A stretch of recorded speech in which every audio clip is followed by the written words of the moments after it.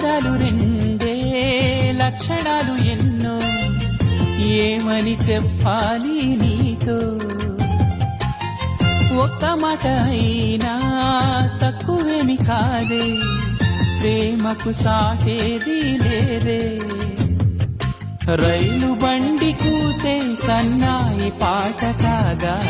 రెండు మనసులొకటయ్యేనా